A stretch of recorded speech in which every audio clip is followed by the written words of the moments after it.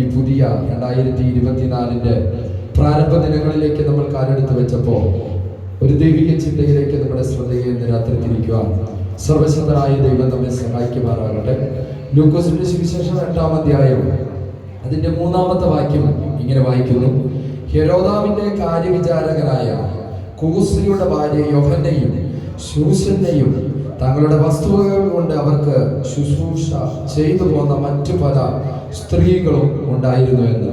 ഇന്ന് രാത്രിയെങ്കിൽ വളരെ സുപരിചിതമായ നമ്മൾ വായിക്കുകയൊക്കെ ചെയ്ത ഈ വേദവാക്യത്തിലേക്ക് നമ്മുടെ ശ്രദ്ധയെ തിരിക്കാം. ലൂക്കോസിന്റെ സുവിശേഷം 8-ാം അധ്യായത്തിൽ ഹെരോദാവിന്റെ കാര്യവിചാരകനായ കൂസയെ പറ്റി പറയുമ്പോൾ തന്നെ നമ്മുടെ വിശുദ്ധ വേദപുസ്തകങ്ങളിൽ മൊത്തം വായിക്കുമ്പോൾ ഈ വ്യക്തിയെ മറ്റെവിടെയും നമുക്ക് കാണുവാനായിട്ട് കഴിയും. ആ രാജവൃത്തിന്റെ അനുഭവം എന്ന് പറയപ്പെടുന്നത് ഹെരോദ രാജാവിന്റെ കൊട്ടാരത്തിന്റെ ചുമതലകൾ ഉണ്ടായിരുന്ന വ്യക്തിത്വമായിരുന്നു.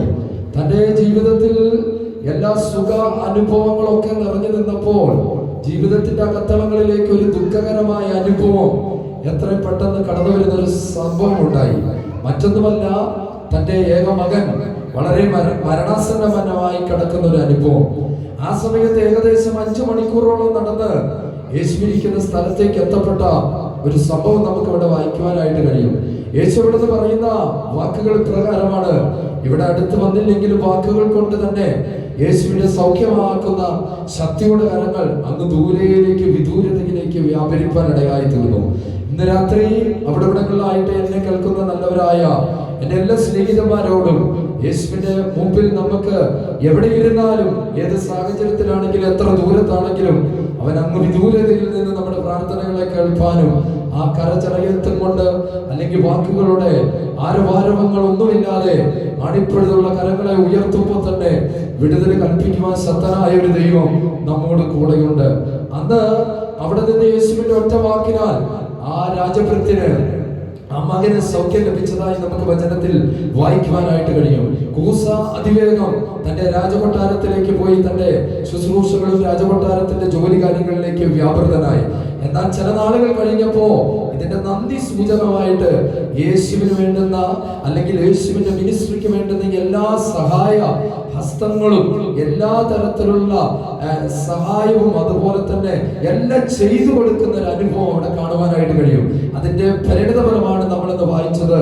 8-ാം അധ്യായം 3-ാം വാക്യം: ഹെരോദാവിന്റെ കാര്യവിചാരകനായ കൂസയുടെ ഭാര്യ യോഹന്നയും ശൂസന്നെയും വസ്തുവകകൾ കൊണ്ട് ക്രിസ്തുവിന് ശുശ്രൂഷ ചെയ്തു വന്ന പല സ്ത്രീകളെ കുറിച്ച് അവിടെ പറയുമ്പോഴും കൂസയുടെ ഭാര്യയായിരിക്കുന്ന യോഹന്നയെ കുറിച്ച് വ്യക്തമായി അവിടെ എഴുതിയിരിക്കുന്നു.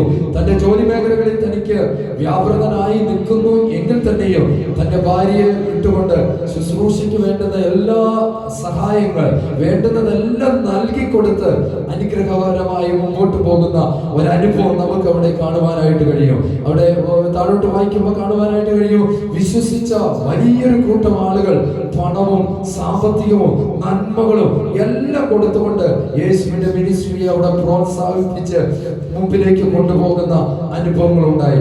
ഇന്ന് രാത്രിയെങ്കിൽ ഞാൻ വിളിച്ചു പറയട്ടെ പ്രിയമുള്ളവരെ, നമ്മുടെ അനുഭവങ്ങളുടെ വെളിച്ചത്തിൽ നിന്ന് ക്രിസ്തുവിന് വേണ്ടി ഈ 2024 പ്രയോജനകരമായി തീരുവാൻ സർവശക്തൻ നമ്മളെ സഹായിക്കുമാറാകട്ടെ.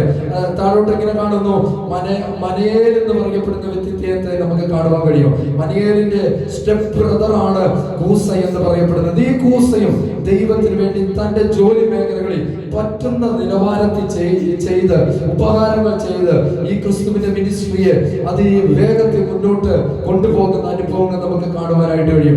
നമ്മുടെ സാഹചര്യം എങ്ങനെയാണെങ്കിലും ഈ 2024 പ്രാരംഭ ദിനരാത്രങ്ങളിൽ ചിലപ്പോ പ്രതിസന്ധികളുടെ ഘട്ടങ്ങളായിരിക്കാം, ചിലപ്പോ വലിയ ബുദ്ധിമുട്ടുകൾ ഇല്ലാത്ത അനുഭവങ്ങളായിരിക്കാം. ഏത് സാഹചര്യമാണെങ്കിലും നമുക്ക് ക്രിസ്തുവിന് വേണ്ടി വളരെയധികം പ്രയോജനകരമാകുന്ന ഒരു നിലവാരം ഉണ്ടാകട്ടെ എന്ന് ഞാൻ ക്രിസ്തുവിന്റെ നാമത്തിൽ ആശംസിക്കുകയും പ്രാർത്ഥിക്കുകയും ചെയ്യുന്നു.